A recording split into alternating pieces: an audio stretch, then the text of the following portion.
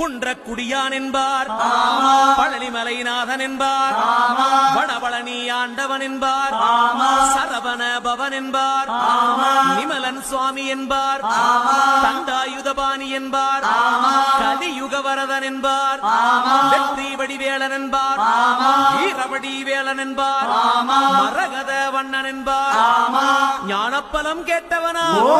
நம்பினோரை நாடுபவனா, காவடி பிரியனாம், ராஜ அலங்காரம் கொண்டவனா, ஆண்டியாய் நின்றானா,